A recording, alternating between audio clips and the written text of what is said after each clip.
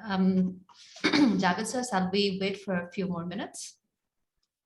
Yeah, we can wait for a few more minutes, but I think when Dr. Dhan comes, then the quorum is complete. So we start that immediately. Right. Whether Sure. he is not coming, we will wait till he is not coming. Oh, okay. So we have special space for Dr. Dhan, as usual. All Yeah. right. So anyway, you are host and recording is on. Okay. Sure, sir. Thank you so much.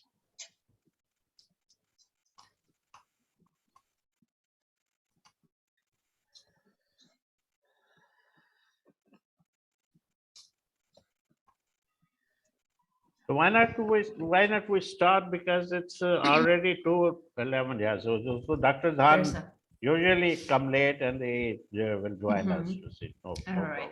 right. Sure. Bhavani, are you ready? Yes, ma'am. Sure. You can just address me as Meena. That is fine. All right. Hey, Oh, Dr. Dhan is here. म पछि कुरा गर्छु म यहाँ जुम मिटिङमा आएको एउटा Oh, see, well, the man is here. We were waiting. नमस्कार नमस्कार Yeah, thank you. Now I think we can start, right? Yeah, no, we can definitely we can start. So Bhavani, are you ready now? Yes, ma'am.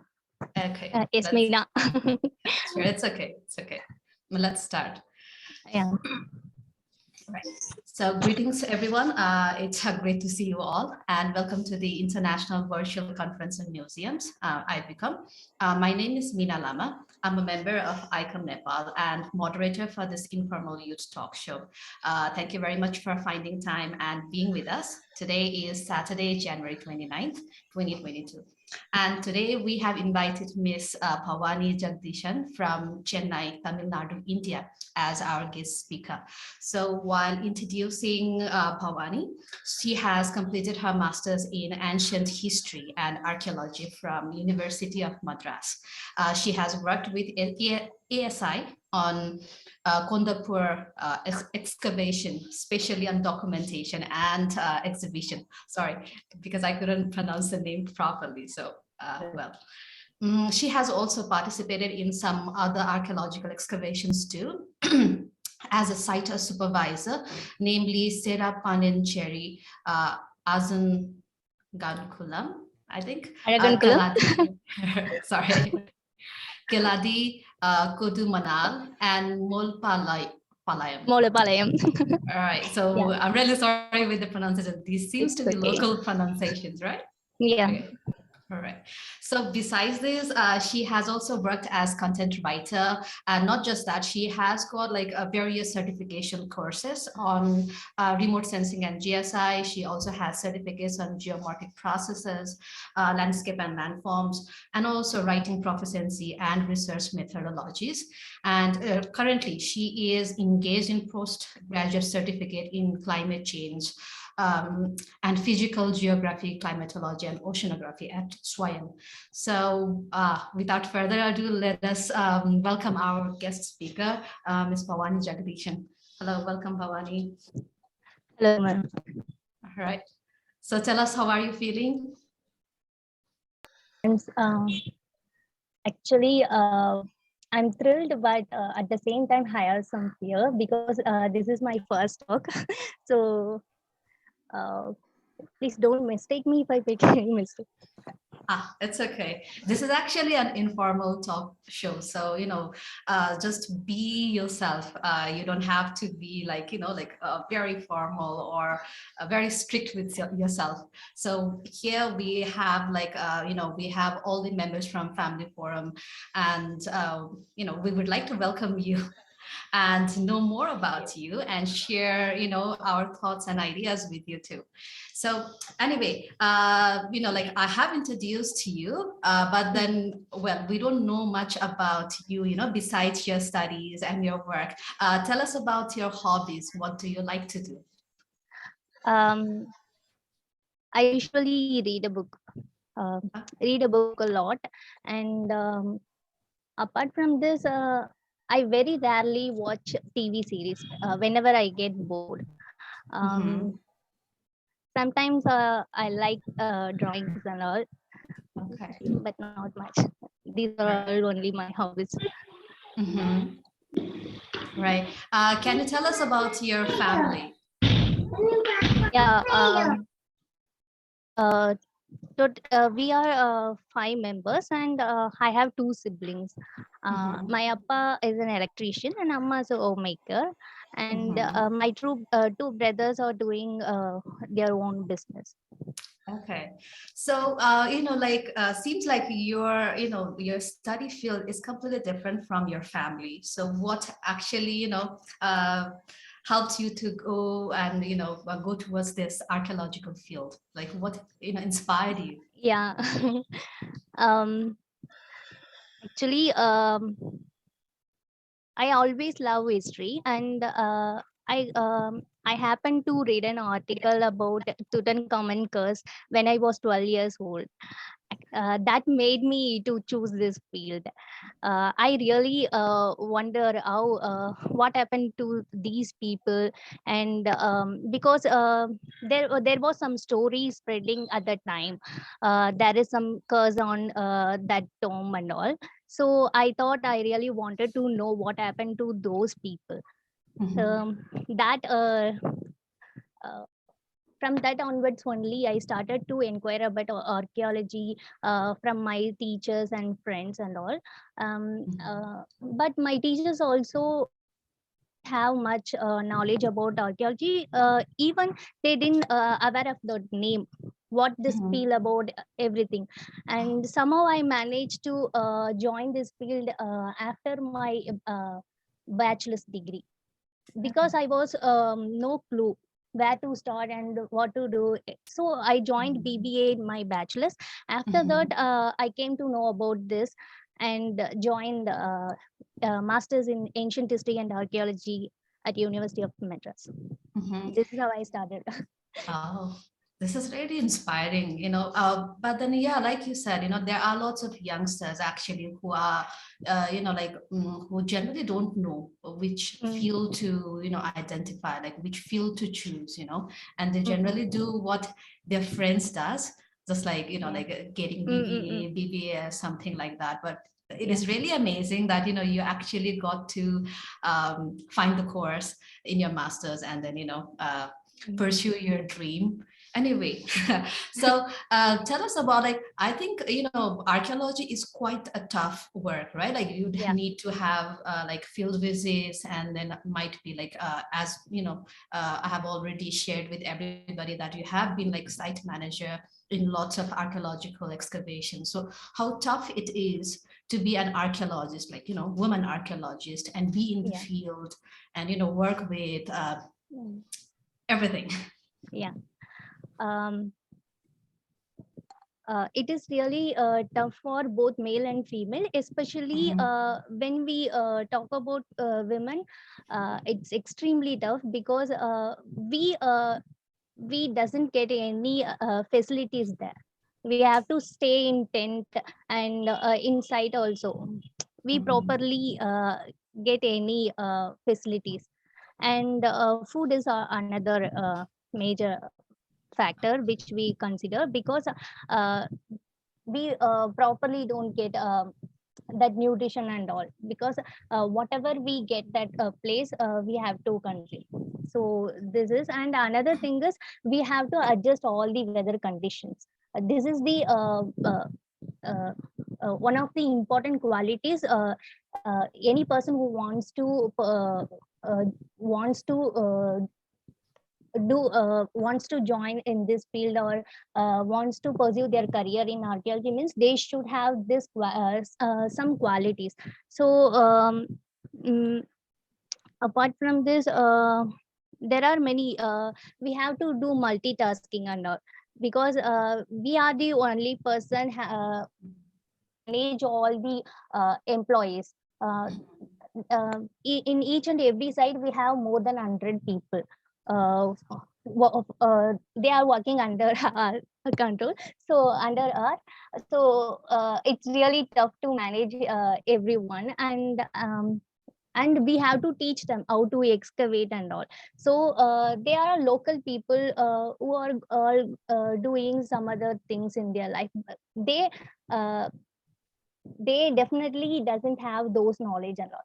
So we go there and teach them how to dig the site, and what are all the things they should do if they spot any antiquities there, everything. And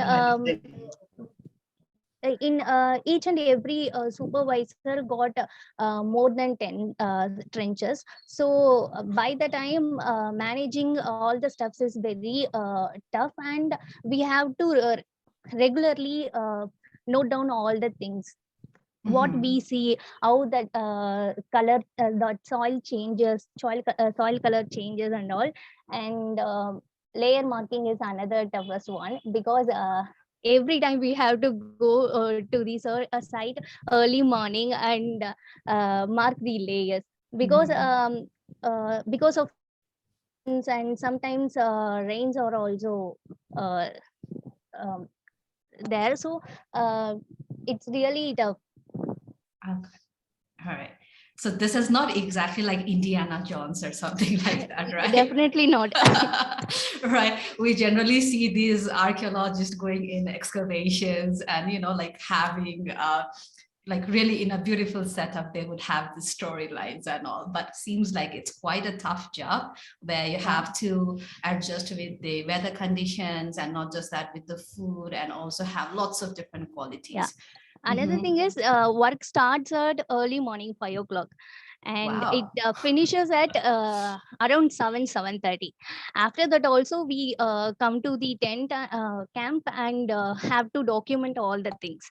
So till night, sometimes we stayed at 1:30, around 1:30 also. So it requires lots of physical stamina also. Right. And especially ladies will suffer when they got their periods and all, because we don't have washrooms and all inside. So we have to manage many things. Right. So, like with all these tough conditions, like, what do you like about, like, what did you love about archaeology that, you are pursuing this sector? Yeah, actually, I'm a field archaeologist. I really love to be there in field and do all the things. I really love to do many different projects.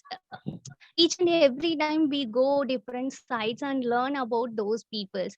Not only that, but we also do some other how to say, we only interpret the stories of those things. So we carefully document all the materials, and we have to correlate associated materials and all, and produce the story about that people. So it's really interesting one. So I really love this film. All right, right. So, let us get out from your professional side, and like, tell us about like what type of movies you like to see. Horror movies. I really love Wow. Don't you get scared like watching horror movie Mostly and then going to the site? Mostly I watch it at night, around 10:30, or sometimes even 1 o'clock. Wow. You seem very brave, like because I think I cannot manage that, like watching a horror movie and going to a site which is like 100 years, 1,000 years old, and then wait for something happening there. Well, all right. Okay, so anyway, like a lot of people knows about India, but then I don't think that, we know much about Chennai or, Tamil Nadu, where you are from. Can you tell us something about your birthplace, about your city? Yeah. It is a quite densely populated place. We can see people from all parts of India here, because they are shifting here for job purpose. they can find all sorts of work here. And apart from this, it has many historical values in it.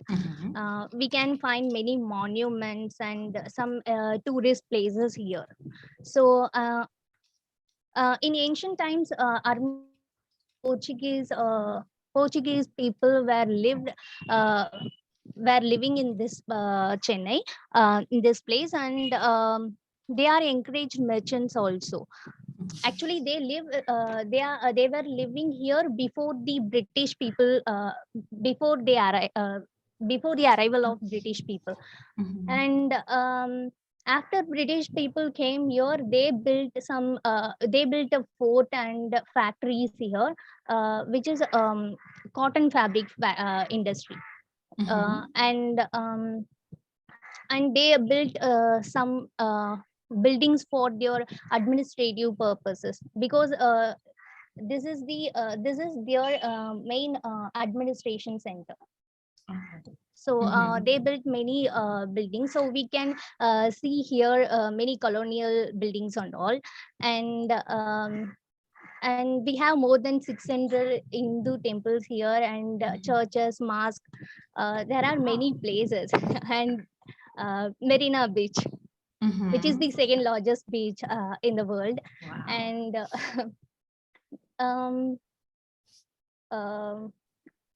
actually, there are many things. I don't remember it. No, it is okay. Like, could you tell us about the type of food that is available in your, in your hometown? You can find all types of food here, because there are so many restaurants here, and it is a shopping paradise also. Wow. We can see many shopping places each and every area. So what is, sorry, so what is the most okay. popular? Like what's the generally, like, the foreigner loves to shop more in your, in your hometown? Cotton, as I mentioned already, here we have cotton houses, so it is very famous here. Many cotton clothes are available here, and so more like summer shopping, right? Like the Yeah. cotton clothes and all. All right. Yeah. Anyway, so what type of food do you like to eat? I'm a vegetarian, so I love vegetable biryani and sambar and some veg rices and all. Okay, can you tell us a little bit about sambar, how it is like? Because, like, well, even though Nepal is very, neighboring country to India, I don't think I have actually tasted one.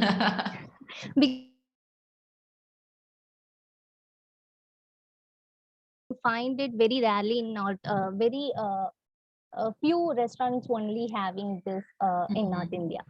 So it is a dal based food, and it is a side dish, actually speaking. We can have it along with dosa and idli. Oh, okay. Maybe next time if I go to an Indian restaurant, then I would like to try sambar, because it sounds really nice and full, Okay. All right. So anyway, let us get back to your profession itself. Could you tell us about, like, how the archaeologists generally identify the sites for excavation, and, and not just that, like, dating of artifact is one of the most important, work, right? Like, so how do you do all these things?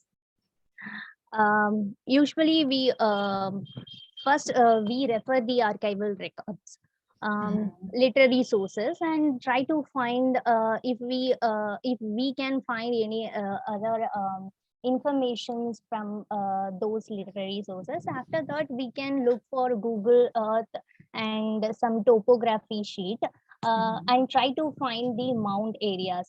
If there is mount, means definitely we can find settlements in that mount. So these are already some of the indications, and name is also another thing. If that city or village name is Pattinam and all, means definitely that there can be some settlements there. So we can go there and try to find the evidences and collect. We can spot any other materials there or not. So and this is an survey. So survey, usually we go to the site, and by walk we try to find the artifacts. Sometimes it's scattered on the surface. So if we got any pottery pieces or beads and all, means we can try to collect all the information about that particular place. And if details are they are merged properly, and if we feel that this site maybe is potential, means we go further for trial trench. And trial trench means it's like excavation, but we only do 1 or 2 pits. Like size is also very small, 1 by 2 or 2 by 1 or 1 by 1, like this. So 1 by means it's a meter 1 meter by Okay. 1 meter. Okay. So we try to dig that. Okay. Sorry. We dig that. I was trying to stop you because I wanted to rewind what I was learning. Like like first you have to like depending on the names and all, like you identify a site first, and then you go for a survey after that, right? And then after this, during the survey, you go for a walk. And then if you find some sort of evidence saying that, it has some archaeological value, then you dig trenches to find the artifacts, correct? Yeah. Okay, please continue. Okay. If we find any materials from that trial trench, then we go for excavations, large scale excavations and all. Wow. But we have to get permission from government before that. We have to produce report based on our exploration what we have found in that place. After that they can see whether this site is potential or not, and they allocate some fund for excavation. So how many permissions you generally need? Like, because you also need to go for a survey, and then once, it is identified that the field or the site is archaeological site, then you start excavation, right? So how many, generally, how many permits you need from government? Individual person means they do this for their PhD, but they can't go for excavation. They only do explorations. And but usually these things are all done by professors and government, like ASI and the state government people do these things. They get permission from their higher authorities for exploration. After that exploration, find something interesting, means they go for excavation. Okay, so now, like once you are within the excavation site, and if you identify any artifacts, how do you date these artifacts? Like, do you have special machines or No. We usually send those artifacts, important artifacts, to the labs. Usually we do radiocarbon dating. Some people prefer to send it in a beta lab in USA. And I have seen some of my previous projects works. They sent charcoal samples to that labs only. So that's how I know. And mostly we rely on radiocarbon dating. Very rarely people go for some other dating. There are there are variety of dating techniques there. So it's based on these sites. Right. So usually it's radiocarbon dating, which is performed in India itself, right? Yeah, but some other dating also they do, but that's very rare. Okay, right. Mostly here we have mostly they do excavations in early historic sites. So that time we rely on that radiocarbon dating. Okay, so it is authentic. Yeah. Okay, that's good then. Once it's authentic, like it doesn't matter, right, which one technique was used. Anyway, do you have any future projects in your mind? Like, what do you want to do? Yeah, I'm going to research in coastal areas in Tamil Nadu. So I want to apply some science also in my projects. That's why have been doing geomorphic process and climate change and all. So we can easily predict how people live in that climatic situations, and how their cognitive thinking skills, cognitive behavioral skills there, because it's interlinked, right? So I have some ideas, but I haven't enrolled my PhD yet. I'm going to enroll it by this December. But then you will be incorporating all this, like the environment perspective as well as the archaeological perspective in your PhD. All right. Well, because you are going for a PhD and all, I have a very interesting question for you.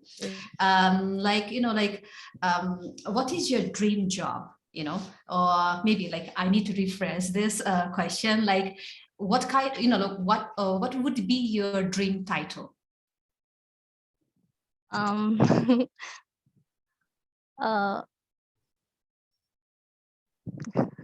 Is it complicated? I have many. Yeah. You can list. Because it's okay. Yeah. Okay. Apart from, because now I'm an archaeologist, so I want to become an personality development coach. So okay. I've been doing courses for that also. I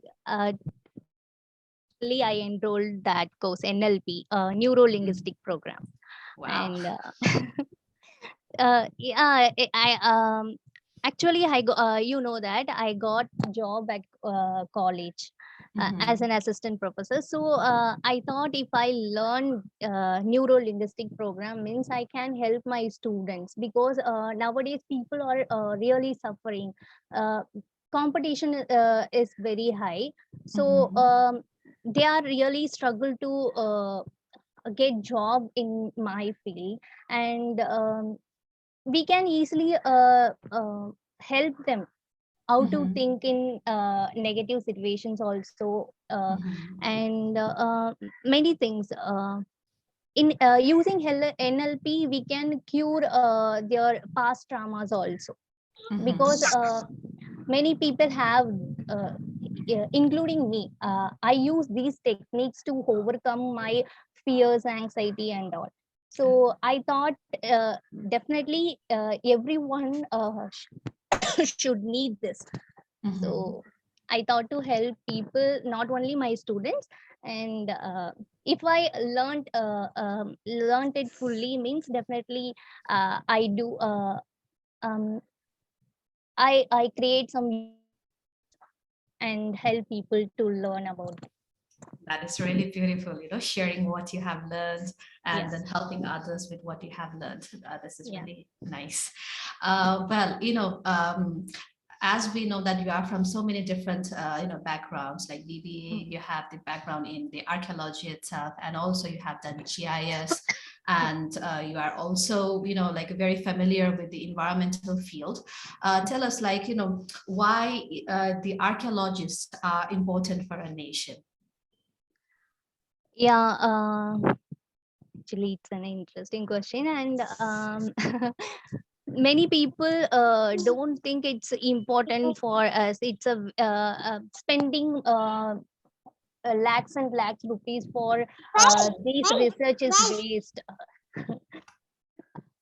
Totally waste of time and money. So actually, every not only person, every nation should know their past so that they can uh, implement some new skills, and they can learn from the past, because we have lost many technological advantage which was once in the past society. Compared to this, only archaeologists know these things and all. Compared to our ancient times, we are very less. We can say we are so advanced in technological and all, but in life skills and also how they their technology, the metal technology also, or some other things also, they are so advanced, water management and drainage system. So we cannot compare our present day with them. They are more intelligent than us. Uh, I believe these things. All right. This is like a really beautiful thought. And yeah, I do believe that, we do come from a very advanced society in the past, like that's Yeah. why we learned the meaning of society, the meaning of family. And not just that, we organize in such a way, and there must be something which was in the past which has guided us till now.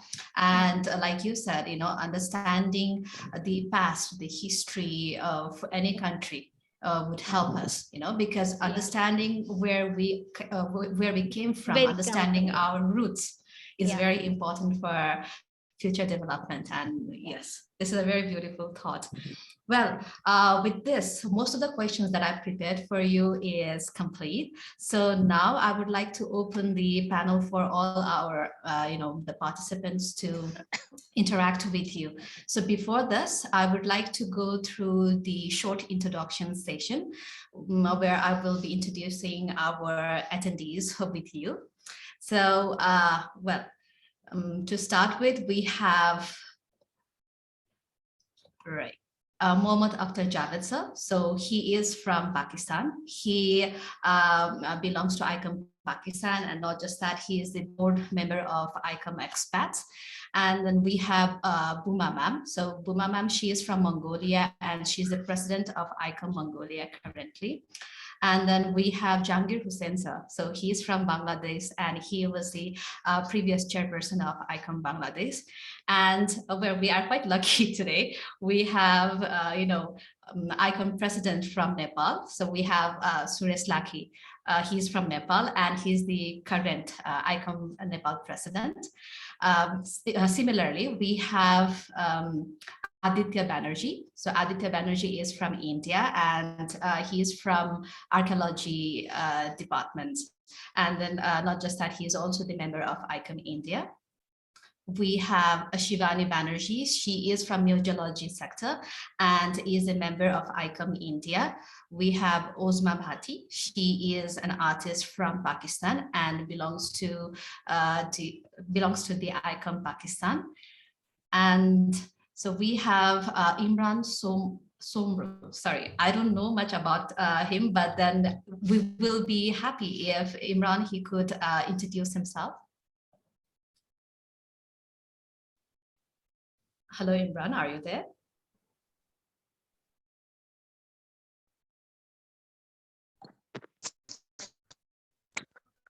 Right.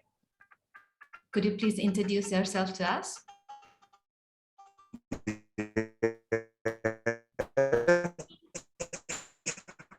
We are having difficulties listening to you.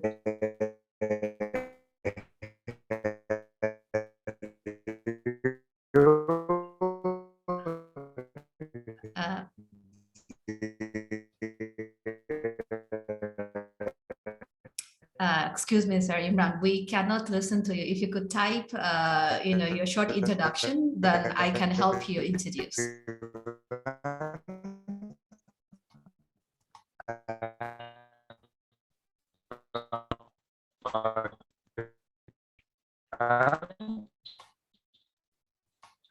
Sorry, we are having difficulties with Sir Imran. So anyway.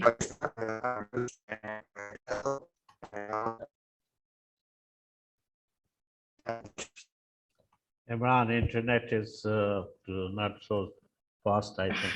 So Right. yeah, so That's okay. we will come back to Imran. Right. We will come back again to Imran. Right. So all right. So let us start with the interaction session, and I would like to invite Ozma Bhati from Pakistan to interact with Bhavani, please.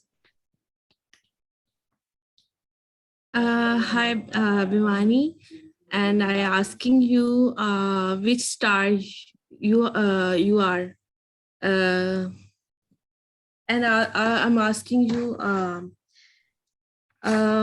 which artifact you are like. You are excavated in during excavation, and what is your star? And I'm asking you. Star as in a horoscope, right? Horoscope. Huh? Yes. Bhavani? Yeah. Actually, we like as an archaeologist, we love everything which comes, whether it's an artifact or generally an object. We love everything because it tells us something about past, how people use that object in those days. So we love everything, and actually I'm a prehistorian, so I love Andax very much. And which type of collection do you find in ancient history? In my own. Yes. During excavation.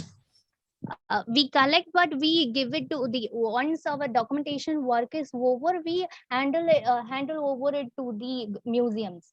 We won't possess anything because that is against the law, and I really want to stress one thing here, that many history enthusiasts are doing this thing, that they go to the site because of the curiosity. They go to the site, and if they find anything, they collect those in their own collection.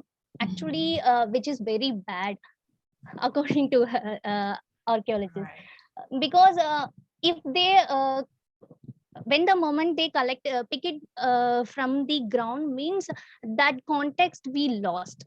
We cannot tell anything about that. Yeah, we are happy if they hand over it to us, but we fully lost all the 80% of the data we lost.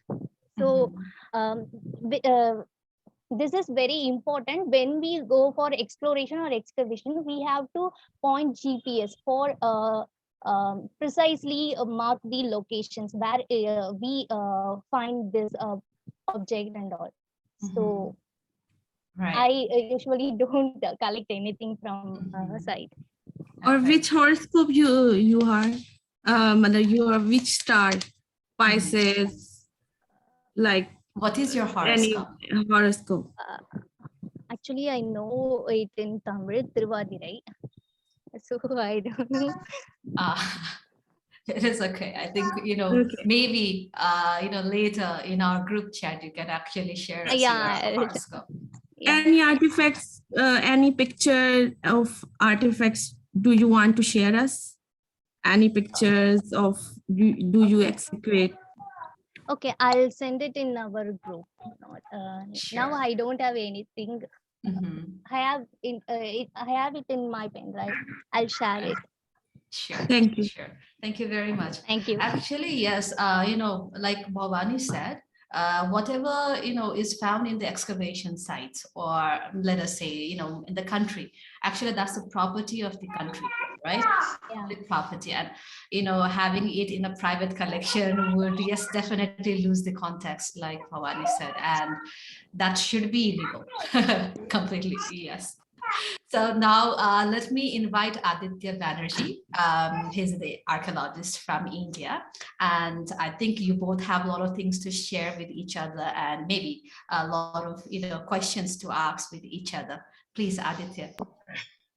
Well, like I don't want to ask questions regarding the archaeological field. Yeah, come on, you're like been there, done that. So like it's like same old story. So like forget about it.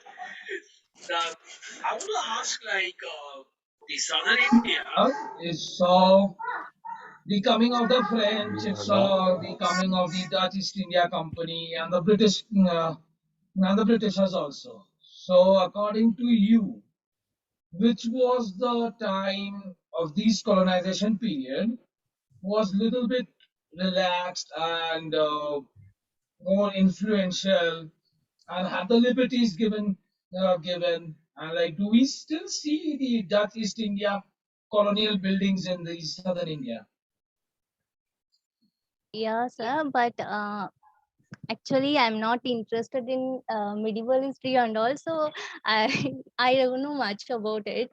Uh, the thing is, I really love prehistory only, so my focus is only on that. Now now I added anthropology and geology field also, so it's really tough to answer your question now.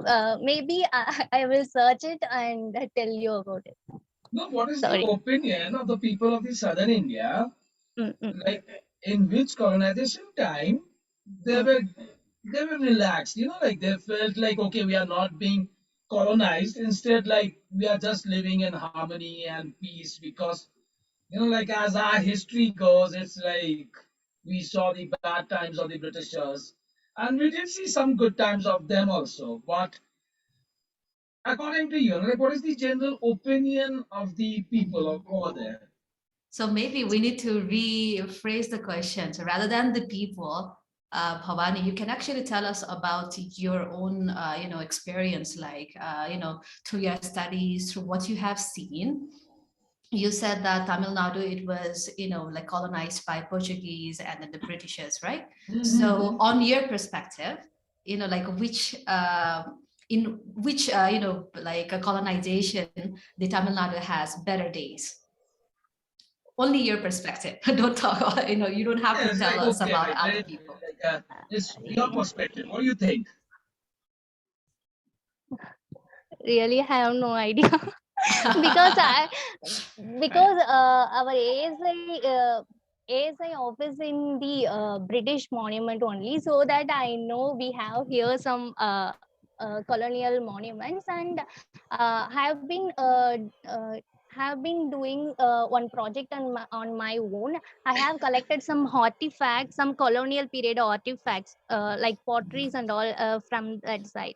I still haven't collected these details and all. So in our syllabus also, we didn't have this kind of. They only focused prehistory and proto history and very and Sangam age and all. So I'm so sorry. I really It's okay. It's okay. Like, no All problem. right. All right. So anyway, Aditya, do you have any more questions for No, Bhavani? like I'm done.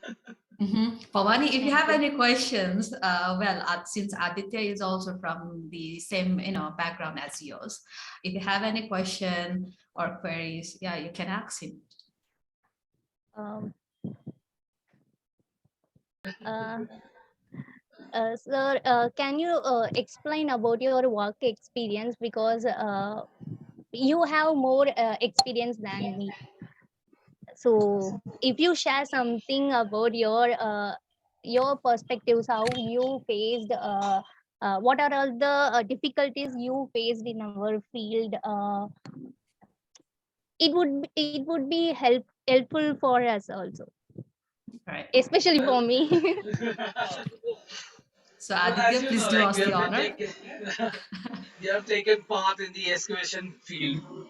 So, getting for me, the most difficult part was to negotiate with the particular site and the people living out over there. Getting them their permission to excavate their particular plot of land of a particular piece of their field, and using lidars and the GPS, the ground penetrating radio. Radar. So exactly. So like those are the problems, because here, like what we see is the software in it. The software that is feed into it, it is not updated on a regular basis. Yeah. It was like we had to use the old models, and then we had to come up with our own conclusions. So some of the readings were right, some of the readings they just went haywire. It couldn't give us the exact grade cutting areas so that we can move grade by grade. And like we never came to know the equipment that I was using, we never came to know like at what level the pottery shards are coming out, or there a piece of like intact pots, or like whatever it is, a vessel or container, whatever it is, we were not able to get the exact reading of it. So, like it was like all manual labor. Even I had to work with the people over there, inspecting each and every grade. Yeah. Like it's like they are doing it right. I hope they are not hitting any particular statue, or like they are not breaking the shards while taking it out, or like so. Those were the problems that I faced. But the software part was really difficult, because like you have to base on the data like which was done a particular period of time back, Yeah. and you have to make your own conclusion. Mm-hmm. I mean, and, like the mathematical thing, the calculations, that was like the biggest thing, because I'm not good at maths. So like there were many times when things just got destroyed. A piece of shard and a piece of pot, it was broken. And like there was one particular period of time when I was working in the Bengal Bangladesh border, the ancient Buddha site. So the statue, many a times, the top of the statue,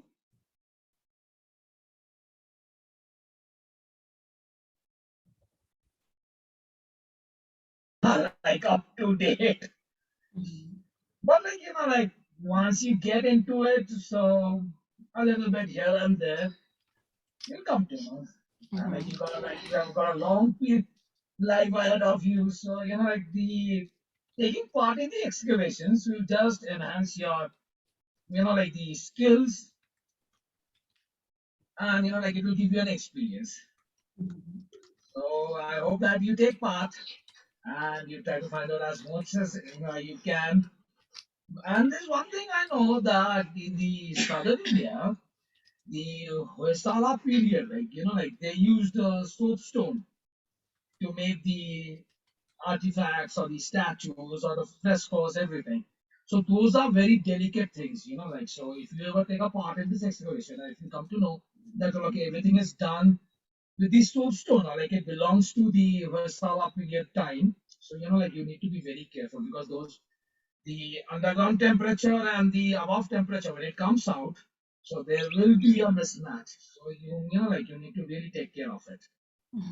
So I wish you all the best, and like I hope you take part and you just come up with more and more artifacts. Thank you. All right. Thank you so much, Aditya, for your, like all these experiences and thoughts. Thank you so much. Next time we are calling Aditya, okay? Yeah, seems like, we are missing a lot of things from archaeological sectors. Yeah, because you see, thank you, Aditya. yeah. Thank you. That's so nice of you. You see, you people are senior. You see, you know many things. So definitely we will. We are not here to assess. We have to exchange. This is which you have to share. So if something you are giving us, we are sharing. You see, with you. So we also give something. So definitely, Bhavani will be. वो कहते हैं ना, she will take time to become a horse, you see. Still she Right. yeah, but she knows it. She knows very, but that particularly in his field or in his straight subject, she knows. So yes, Meena, next. All right. Yeah, thank you, sir. So next, I would like to invite Shivani Banerjee to interact with Bhavani. Well, Shivani is from the museology faculty, and then Bhavani, she is from archaeology. And I'm pretty sure, the archaeologist and the museologist, they have to work together. So please, have interaction and then tell us, share us what kind of difficulties generally the archaeologist has to face with the museologist and vice versa. Please. Okay, I have one question, Bhavani. Hi, Bhavani. Hi, ma'am. I want to ask you. I want to ask you, as a museologist, which dynasty has been more influential, not on a wealth level, but on the cultural level?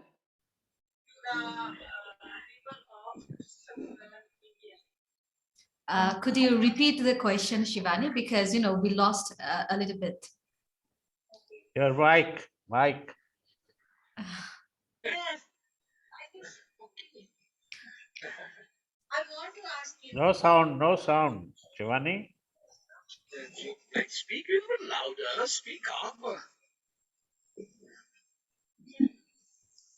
I want to ask you, as a museologist, which dynasty has been more influential, not on a wealth level, but on the cultural level to the people of southern India?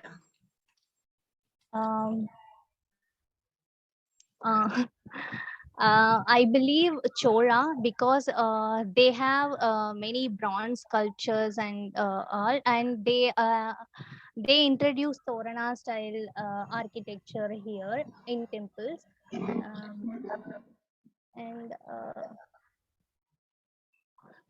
I'm sorry.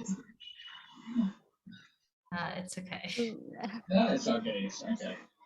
Uh, You are doing very well. Yeah, I Your think. answer is absolutely very beautiful answer. Thank Please you so don't be much. hesitant. and thing is, I'm not more interested in medieval history, so I haven't Mhm. paying that much attention in my masters. So that's why I'm struggling to answer this question now. No, it's okay. It's absolutely fine. It's But absolutely Shivani, are you satisfied with the answer? yes, but Yes. All right. Right. like I had a wild guess that it might be the Cholas, but I thought the Kakatiyas or the Ganga dynasty they might have been equally influential because like there was a period of time when they like came up before the Cholas they came up with the beautiful temple architecture, like where we get to see the typical Dravidian architecture Ah. in the southern India.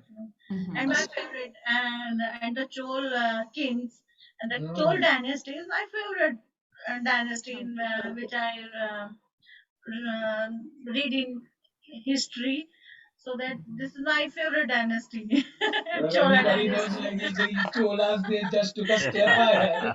All right. They went to foreign countries. Like we get to see their influential in the other Southeast Asian countries. Mhm. So, Okay, then. Since, two archaeologists and a lot of people from the museology are here. So, but tell us, the archaeologist, what kind of problems you face with the museologist? well, the documentation part, that is one thing. Because we document in one different way. And when it Mhm. goes to the department of, like the museology department, so Right. like there are a lot of mismatches Oh. with the documentation. Mhm. And then the height, weight, like the dimensions of a particular artifact. Oh, wow. So, like that Okay. is the thing. And the handling and care. Okay. the handling and the care from a particular site to Mhm. all the way to the forensic part and then to the museology part, like the museology department. Mhm. So that care, like these museologists, they are like all on us. You guys did this, you did handle that, you got your hand grease on this particular thing, you need to be very careful. So, Mhm. like these are the problems. These Mhm. museologist guys, like they are like a little bit degree higher. Okay, Javed, so do you have anything in your defense? Jarvis might be You it's see, Do like you he's have anything in his defense? these two are experts, so I am kept. you're more experienced than us. We all got to learn Yeah, under I you. kept so I kept myself low this a little bit because they can make me also any odd question, so I couldn't reply them. Well, like you're playing So safe. That is they're the like if any experts, question comes, you're just taking definitely. yourself out of it. Yes, So that's the same. yeah, that's beautiful. We have Suresh Lakhani here, so I think why not Yeah, we invite him? of course. Suresh, sir, are you there? Suresh, sir? I think he's busy in his work, but we have Dr. Dhan with us. He's also from, he's Yeah. not exactly museologist, but then he is, he belongs to one of the museum in Nepal in the tourism board, which is related with the, the national ethnography itself. So Dr. Dhan, would you like to share your thoughts about this?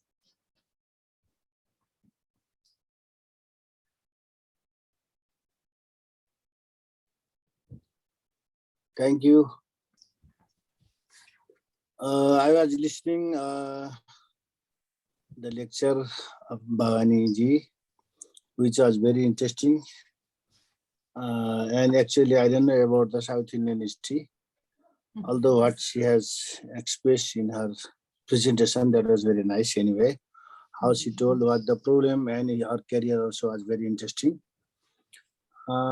Actually, I don't have to ask nothing because it is an exchange program. So whatever we know and we can say and ask, that's easy. We can talk like that. So I don't have to make any questions. There are a lot of questions about the South India, like Dravidian, Indus Valley civilization. After that, what happened over there? There are a lot of questions, but I don't want to go on that side. Actually, just I have one interesting. I have one interest to know about you. When you completed your BBA, why did you interested in ancient history of India? What is the aim for in ancient history? Actually, as I mentioned before that, I really want to become an archaeologist when I was 12 years old. But my parents forced me, they only made all the arrangements and they came along with me to the college and booked the bachelor's degree. So after that, I worked, after completing my bachelor's, I worked in some other MNC countries and MNC company and some other companies also. But within a week, I left my job because I don't really feel I am into that path. So I left my job and after I thought to join my masters because I have already wasted 1 year. So I went to the University of Madras and inquired about this, and finally I applied for masters because I thought they wouldn't give seat for bachelor's in BBA because I did BBA, right? I thought only they give seat for history students, but they gave me the chance. But this always I wanted to be this. So are you happy in this subject or in this profession?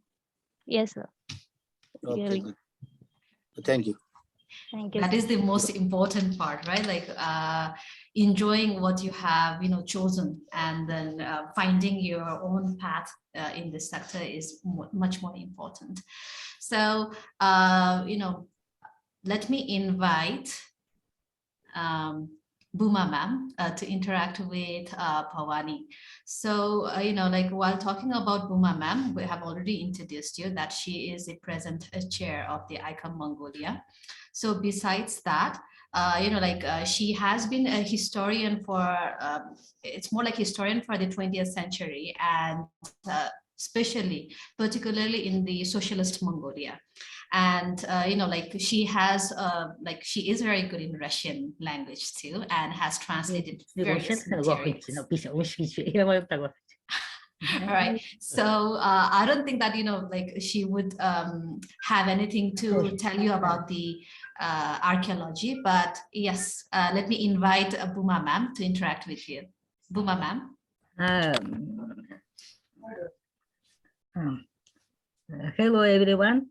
Hello, ma'am. I know in Mongolia mostly boys are archaeologists. I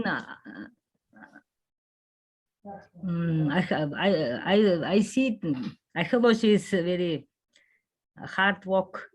Every summer they are in the field. And they, in winter time, when I was vice director, I was asking them to guide for visitors. They don't like this. They are mostly in the winter time writing the reports for field work. And I think very difficult to combine archaeology with other things. My understanding is that. And now I want to ask one thing which is not much related to your profession. Just I want to know name of the one museum which is in India. I heard this is the excellent museum about Hindi religion history. Of course, I want to search in the Google to more know about this museum. Because now in Mongolia, many organizations want to establish new museums. We have a central monastery for Mongolia of Buddhism. They want to establish new museum also about Mongolian Buddhism history. And this I want to know English name of this museum if you know this museum. Right. So this is the question to question for Indians. Yes. All right. So like she actually sent me this question saying that, that she had heard that India has excellent museums about the history of Hindu religion. So if you know about any museum which has incorporated the Hindu religion in their display and all, please tell us the name of the museum. Also, this museums about religion history. Okay. Maybe. Well, I just want to answer your question that there's no particular museum, which has Hindi, as you said, the Hindi religion. But, if you want to see the major of the Indian culture and the history, as Bhavani said, proto history and the medieval history. So that would be two museums in India. And one is in Delhi, the National Museum of, that is one, the one is there, and one is in Kolkata. Both are national museum, so they house a lot of Indian artifacts which were, excavated from various parts of India when it had its influence all the way to Afghanistan. Okay. So these two museums, they have good and variety collections, like starting from Hindu religion to Buddhism to, the Mughal period. So, like these two museums will be quite helpful, like if you're a student or, like you can recommend to your government or to your the museum that you're affiliating, like you're with. So these two museums will find a lot. Could you And if you want to see a could you little please give us a name so please that write in I the can chat share it? box, okay? I was in New Delhi. I visited I think National Museum of India. I saw many sculptures, sculpture, many sculpture. Ma'am, like I as you was said, only right, like 2-3 you said it days. right, like the National Museum of Delhi and Kolkata, over there, like you'll find a lot. Okay, The thank you. others, other these subsidiaries museum which are located all over India, you'll find like artifacts or scriptures or everything. Like it's like particular related to that particular area. Like the southern India, it has its own. Like you'll find a lot of them. Like the artifacts from various period of the dynasty. Then you come to the Western India. So like it's a mixture of the central and Western India. Okay. But two museums, they are the largest collection. They have the largest collections. Both are national museums. In So Calcutta. one in Delhi and one in Kolkata. Okay, thank you. Okay, so national museums in Delhi and Kolkata, right? And museum. All right. So if Calcutta. all right, so if Buma ma'am or your team ever goes to India, then you must visit the National Museum in Delhi and Kolkata to understand I think it's more like periodical, right? Rather than a religion based, these are periodical, like depends on the periods of dynasties. Like in National Museum, you'll get all the periodicals artifact. Right. Like it's not concentrated on a particular artifact which was found over here or there. Like the segment wise or the section wise of India. These two museums, they have got like periods, like from the proto to the recent. So it is there. All right. So Bhavani, do you have any museum that you would like to recommend to Buma ma'am? Yeah, ma'am. Here we have Egmore Museum in Chennai. It has all the collections, but you cannot see specifically about religion and all. But we have anthropology department. They have separate buildings for each and every subject, so you can find all kinds of stuff there. And specifically prehistory, recently 2 to 3 years before, um, uh, I guess it's Robert Bruce Museum in Karnataka. They recently set up that museum only for prehistoric. So you can find those. If you want to know more about prehistoric things, you can go there also. Okay. Thank you. So those are for the prehistoric collection, right? Well, if I have to tell you about in Nepal, this is where Buma ma'am. Well, Suresh Lakesa, he is absent. I think like he might be busy with something. So I actually did my master's thesis in Patan Museum. So here, the Patan Museum is a specific museum which has the artifacts, a collection, especially related with the either Hinduism or Buddhism. So if you are interested, like any of you are interested to know about the Hinduism or Buddhism of Nepal, then you must be, you have to visit Patan Museum, which actually holds these artifacts and also tells the stories behind these artifacts too, because most of the collection are bronze. And they're also like stone, artifacts too. And they come with these stories like how the, like the sculptures were made in the past, and, the whole process of making these statues, and also the story behind specific deities and stories behind them. Well, Javita, do you have any museum which, which is related with the religion? in their country. Yeah, Oh, Thansar. yeah. Meena, Yes, sir. not only Patan Museum, you can suggest to go her Bhaktapur Museum and National Museum is there. You can find Yeah, all yeah. the Hindu temple, Of sculpture and temples course. everywhere in Kathmandu Valley. So Of that's course. not the recommendation. That's not good recommendation. You have to go to Kathmandu Valley.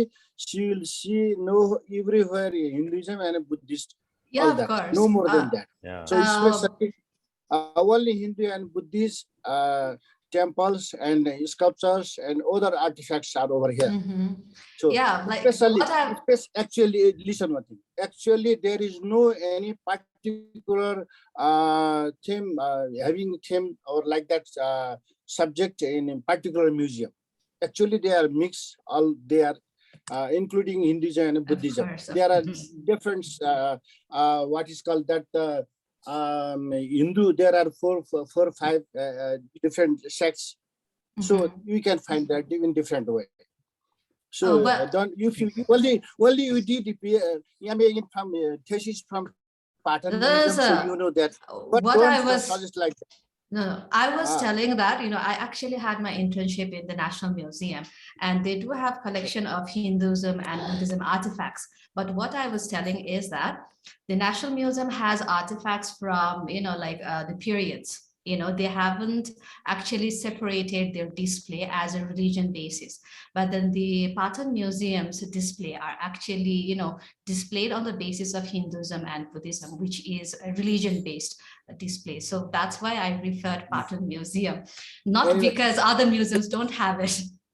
Other museums also have these artifacts. Dr. Dhan,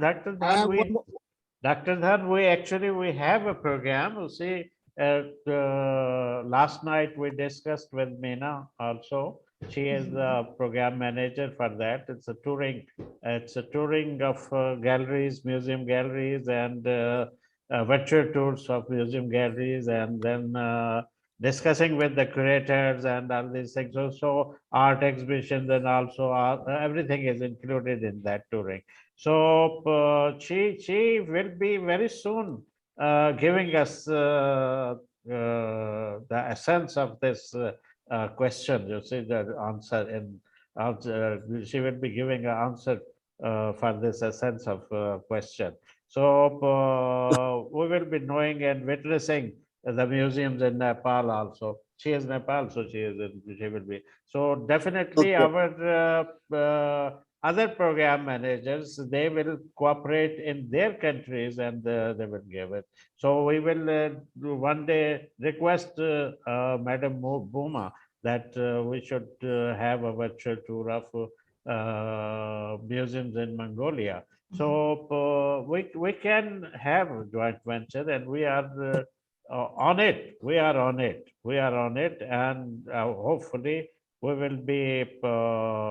You see, these kind of questions are due to the curiosity what is happening in other countries. So we wanted to know anybody we get close to that, we immediately put him a question to have a knowledge about their museums and all these things. So we have a program, and inshallah we will do it in your supervision, Dr. Dham, because you have to ask the museum on behalf of ICOM Family Forum. You will have to ask the museum permission to you see that's to tour their museum, virtually tour their museum, and it will be live, because as we are sitting now, we will be sitting in front of our computers, and Meena, with the coordination of that gallery what's a curator, so she will give us the true live picture of that gallery, and then we can ask any question in between too. So if any artifact we wanted to know a little bit more, so we can ask the question to Meena and also to the curator too. So in this regard, we need a permission of museums and curators and directors. So Dr. Dan, you are very much you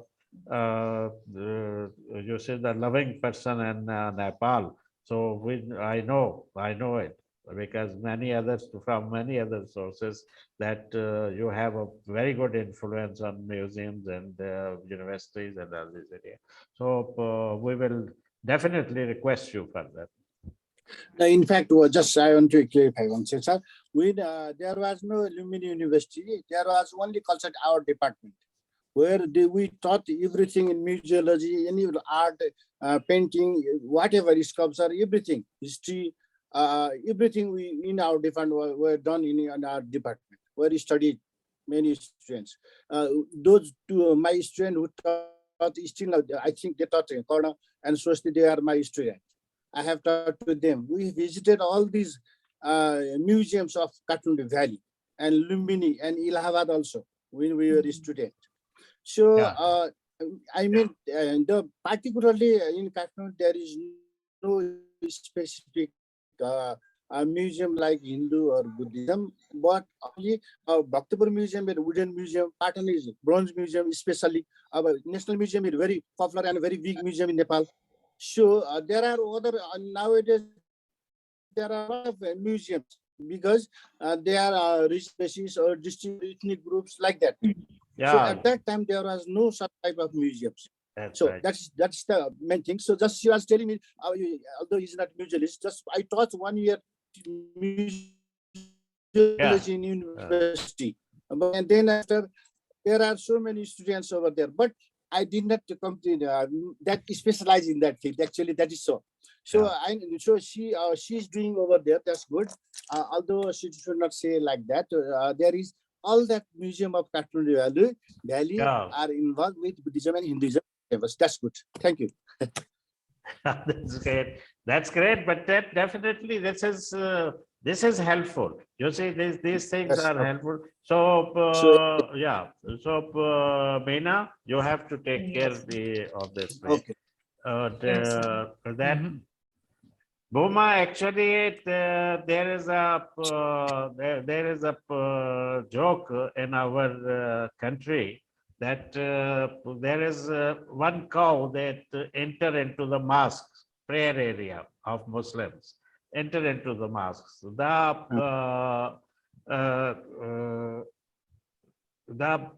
Muallim, it's we call it Muallim, and it's a teacher, let's say, teacher of the mosque, that he came behind the cow, and in the honor of cow also in between came into the mosque. So the teacher says to that honor of the cow that, look, what you are doing.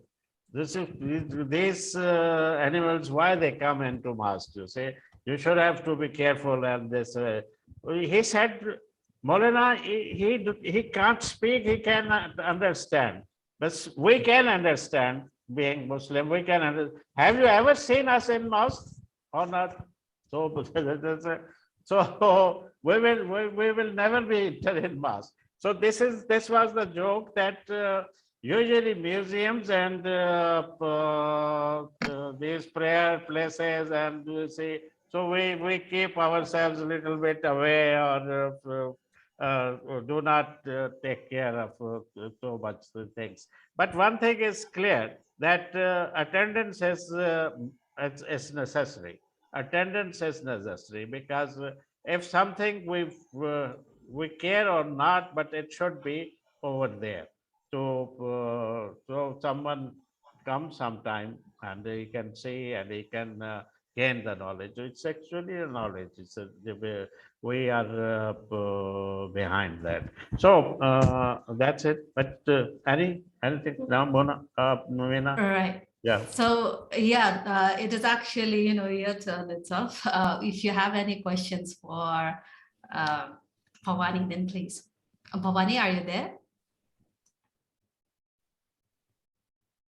No. Yeah. Are you there? Yeah. Well, hello. You see, usually Can you hear me? Yeah, we can hear you, but we can't see you. Bhavani, your camera is not on. Right. Well, I need to introduce you to Imran Somro. So he is from Pakistan and he is a visual artist. Not just that, he also has, I think, something to do with history. I'm really sorry, I lost the information here. All right, so Bhavani, are you there?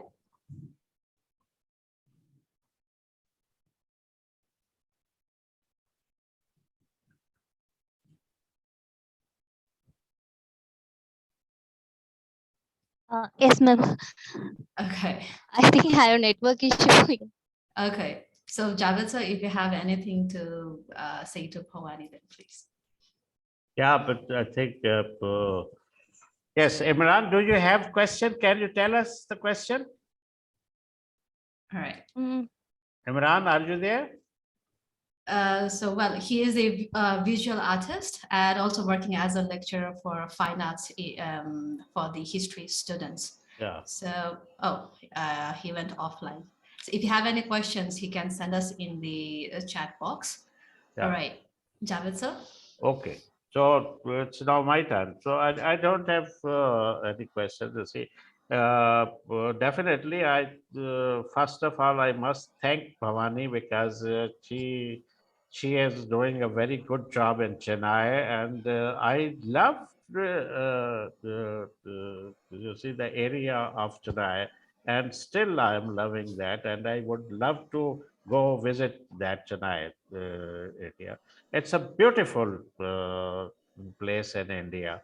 So even the Chinese president has visited Chennai because of its beauty, you see. So,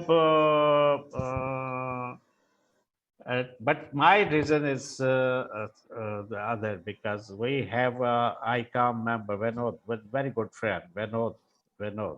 So Vinod is from Chennai, and he usually put many things on the net, photographs and all these things about Chennai.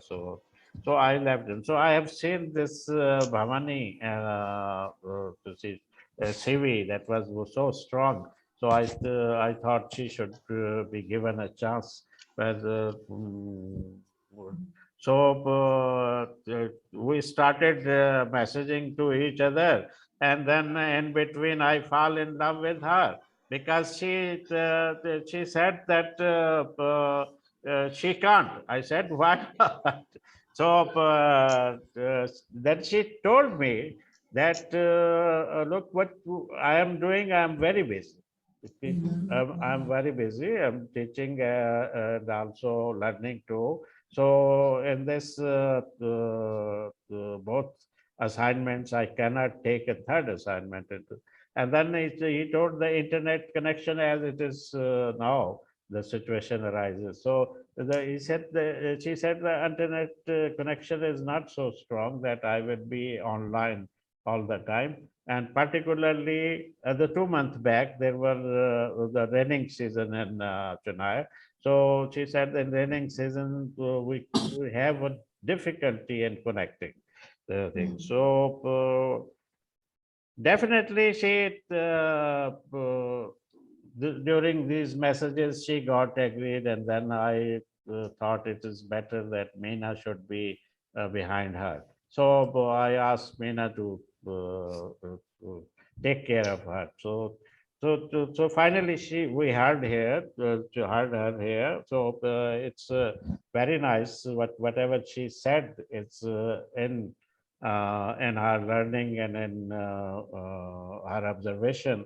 So that is very nice. But what we expect her to be continue with us. You see, so she should, when she will continue with us, so she will be a more loved by everyone. You see, so then she will be so frank with each other. So she can also say that, look, my study is not in that area, so I'm sorry. So you put a question to someone else. I'm just joking. But So I think it's very nice that we must give a chance to young people and also to the people from the remote areas because they are very shy. Remote areas people are very shy. Bhavani is very good. So she you see she came very perfectly. So, but I believe from Pakistan, I believe if I ask someone and they are not perfect in English, they run away. So see, they say yes, but they don't say that they don't know very well English or whatever it is, but they run away. So, but they should be given a chance to express themselves. They whatever they have learned, they should be they should be expressing because one thing we already told and people availed also that bring your friend who knows English. Okay, put the answer in Urdu and your friend can translate in English for you. So did we say that you don't know English and you are not capable? No, no, you are the expert. You in subject, you are the expert. We can't say that, but we want to learn from you. So we are requesting that if you have some language problems, so you bring your friend with you. Bhavani is very good. Bhavani is very good. I'm not saying this in contest with Bhavani, but I feel that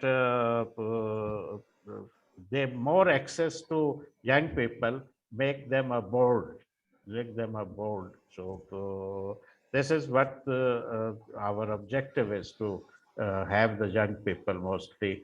So I also appreciate my colleagues that they are encouraging this thing. So Dr. Dhan, Dr. Bhuma, Dr. Suresh Lakhani, and I must tell you all people that I have requested Suresh Lakhani to recommend a MENA for Prague young people conference in Prague. So he, whatever the case may be, so he was very kind and he accepted and given a recommendation letter from NC Nepal to congratulations to Meena that yeah she might have a chance now to go to Prague and cover the conferences. So my promise was with Suresh Lakhani that she will cover the conference and whosoever will be there, she will just ask them for interview for 5 minutes or so for comments or interview or whatever, The only and person also she's going give to us it. ask for interview is Genie. And that She's will going be to nice. ask Genie. Yeah, She's going to ask Genie. Why? that He will be was nice. already here in informal talk show. Okay. She's going to ask only that guy. Okay. But yeah, if you So- recommend, yes. So I will. definitely, I'm very thankful in this regard to Dr. Suresh Lakhani. So Dr. Suresh Lakhani is not here, but can anybody take my message to him Sure. that I paid a very I paid respect to him, and I'm so thankful for his this favor. This is a favor to ICOM Family Forum. So that actually I am not going there. I will be online because I'm a little bit covered man, so I can't face a. Yes, why not? Why not? So And there covered comes man, your humility. And covered there man comes your cannot face humility. a COVID-19. So I will be online here. So these are the young people who can take risks. So they have the more fit people. They have the resistance power and they can face it. So also they will interact with many people over there and see new things over there. So there's a more learning for them. We are going towards very near to our destiny. So what we will need to, what will we do to know more about the world? So we already have been there so many times. So Dr. Dhan is also, I'm thankful to him because he always second my thought or my request or whatever it is I make. So he is the vice president, ICOM. So definitely has a weightage over there. So whenever I recommend anything, so he always second that. No, no, it's okay.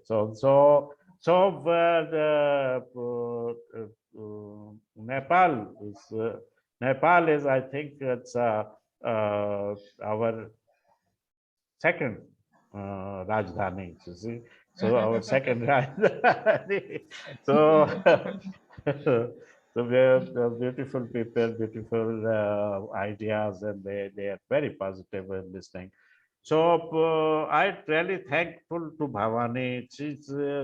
She has I don't know, I cannot express, I don't have a words that she has won my heart. You see, I was already fallen in love with her, but now she has won my heart, you see. So, Bhavani, are you there? Yeah, she is sir. here. She's there. Bhavani, why don't you say Yes, sir. yes or no? Okay. Okay. So yes, she is beautiful. I just learned these things from Aditya. You see, so say my sweet, my Oh, what up? darling, All they all these right. things. So today he is not you see, speaking, but on his behalf I am telling something. Sir, I was about to say about the first part of about what you said Yeah, about the shyness and like the youth should come up and like they should speak and like like they should give us their insights, be it whatever field. yeah. Like I was pointing to this panda bear Shivani that like it's for you. Forget Okay. about like like if you don't know or like if you hesitate like nothing will happen. Listen to sir like हाँ, it's नहीं for नहीं you.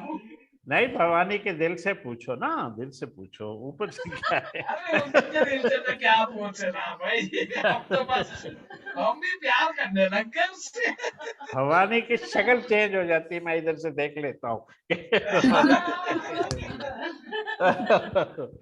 अच्छा, तो so what we were talking, yes,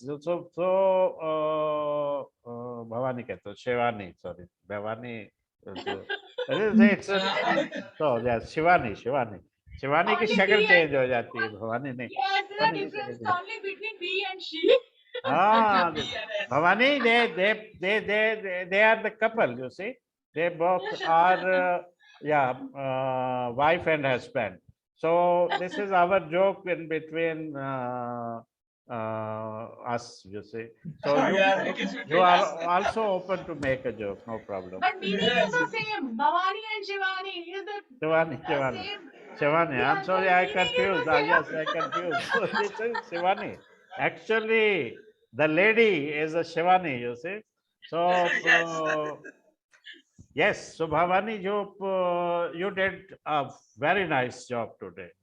You see, I'm That is there, so sir. happy. I'm so happy to learn many things from you today. So the main thing is the mainstream is that you are now in a channel. You see, so you have to keep going it. You see, keep going it. We are not so bad people. We will take care of you. You see, so we will yeah. Meena, what do you say? Yes, sir.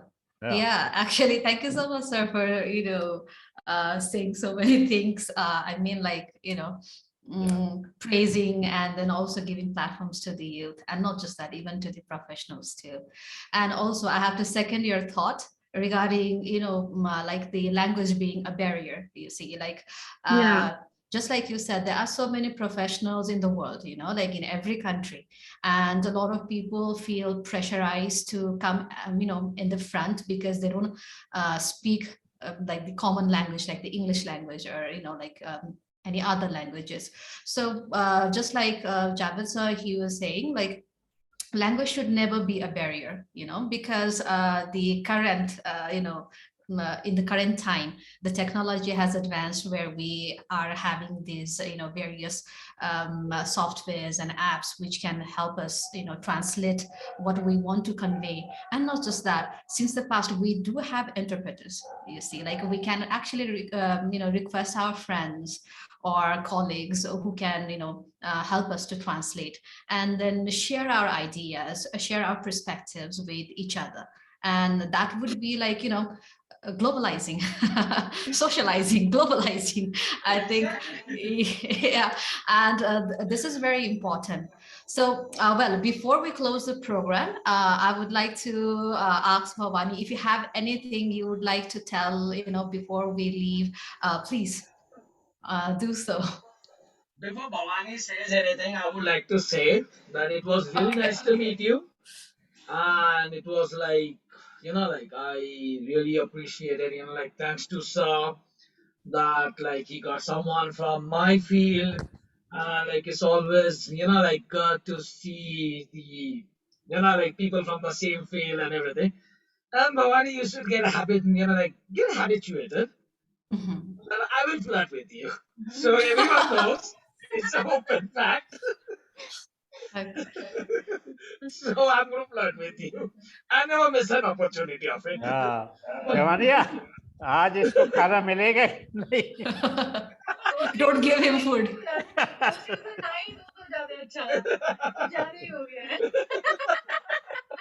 Well, yes, Bhavani, if you have anything you would like to share with us, please do so. So Aditya will confuse with Bhavani and Shivani. So Shivani could have. That is it. Let it be, sir. Let it be. Bhavani is blushing because today, Bhavani, you are the queen in this today's session, you see. So you can say anything, whatever you like. So we are just on a listing. Yeah, if you like to say anything, your family, friends, or even, for the people from our family forum or any of our attendees, you are free to share your thoughts. I really would like to thank everyone because they have that patience to listen to me because I know I'm not that good. Come on. You should never say that. Yeah. No, I didn't have, I don't have much experience in this field. Now I have started my career and all. So if I make any mistakes, please forgive me. Don't worry You did it about it. perfectly. Bhavani, there is, I tell you the trick that we made you in front of, to come in front of camera and come in front of these gentlemen and ladies. So what you do now, you can take, you see, you cannot take anything from us. If you want to take a revenge, you cannot take revenge from us. You see? So what you do, you ask a colleague, right, and prepare her to come here and praise us. Okay, and also you will also enjoy that. You see, so no, you are family. You are family. You are our Exactly. family, right? Mm. You are a member. You have equal rights, and we are nobody to talk any shortcoming of any of our members. You see, because we just want them to ignite. You see, they ignite their qualities and they become more productive. They are productive, but they are more productive of a member of our family. So we love you, and definitely we wish that you can join our other programs too. There are formal lecture programs, you see. So it's what is it? It's a club. It's a research room. You see? Yeah. Yeah. Club seminar. So yeah. So seminar club. So you can for formal lectures, you see, where you don't have to speak language which is free. So you see, what you can do, you can write and you can learn by heart that, and also you come and stay on a stage and speak whatever you have learned by heart or even written one. So see, so we actually we want to we don't care about language. We want to care about what is we have to learn from you. You see, what is we have to learn from you. Actually, the main reason is that for asking you again and again to come and tell us what you are doing. So there is so many things. Dr. Dhan is so experienced person. He has listened to one girl from Chennai. Now he can tell everybody that what the capability of Chennai girls is. Okay? So, so it's a learning effect. You see, it's a learning. So that is important. So we are family. You have seen that we are laughing. We are also drinking. I was drinking a tea when you joined. You see, you know that it's an informal thing. So you can also bring. You can drink. Even you can say something to your mother or say something to your father if they come and so it's not a formal thing that you put the children away, you put the pets away, and you put your parents away, and sit in isolation that I am. Look, I am online. I can't do anything. No. You can do anything. You see, in between telling us something, you can even what you can see. You can say somebody, stop talking, okay, go away. Okay. Then you start again. So we don't mind. It's an informal thing. So it's an informal way. So we all are helping each other. You see, I tell you, everyone has learned everything. When I have come into this world, so I cannot even speak. Just a weep, right? So just a weep. So I communicated with my mother by weeping that I need a milk, okay? I need a food. So, so I